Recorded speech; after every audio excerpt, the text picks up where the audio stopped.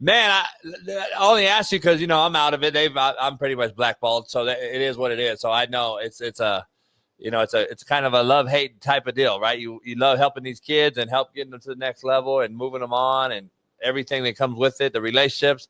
Nowadays, my question is full circle here with the NIL and the portal era, how the relationships are gone. It just seems like this is a different era, different ball game. I don't know if I could do it anymore because I'm not throwing money at you. I used to.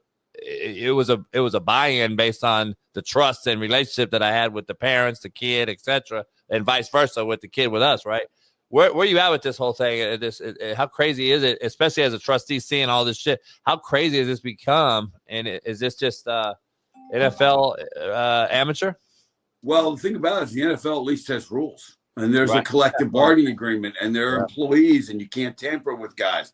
I mean, you tamper with a guy in the NFL, you're losing draft picks, you're getting massive fines. So, I mean, I think the thing is just the first part of your question. I think this is really going to emphasize the coaches that are really smart and really know how to develop relationships with their guys.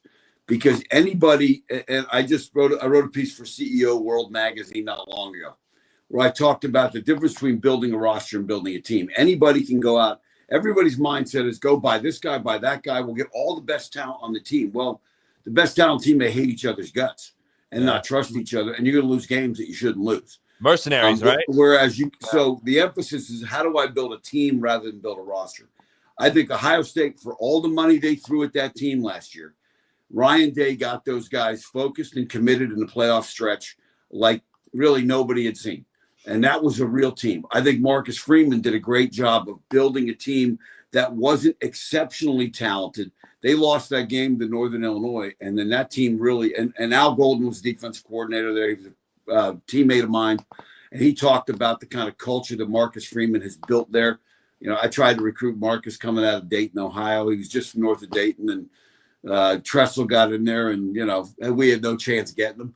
But I mean, I have great respect for what he's doing. So I think you got to look at coaches that are doing that. Even at Penn State, when you look at our women's volleyball team, Katie Schumacher-Colley won the national championship.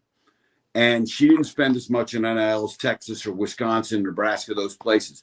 But when it came down to it in the national semifinals, they got down 2-0 and swept Nebraska and won the national championship because she had a group of kids that believed in each other. And I think that's going to be where you see the great coaches are going to be the ones that can do that. Now, having said that, this plane has to land somewhere at some point. Because even with the settlement, a guy like the guy at Tennessee, and I won't even try his last name, Nico.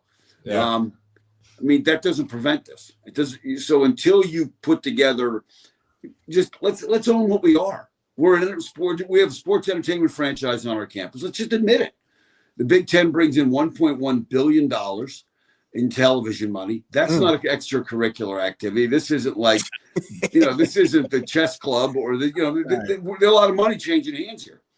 And if Penn State and Ohio State play next year and the players walk off the field, you're not going to sit there and watch James Franklin or Ryan Day play cornhole. Now, they may be great. They might be wildly entertaining, but 12 million people aren't going to watch it and bet. Well, they might bet on it. People are betting on anything now. I always tell Jason this, it's the players. They might bet on it. But, I mean, so the reality is until we admit what we are, admit their employees, and create a collective bargaining, this whole labor market won't settle down. And I say labor market because that's what we're at now.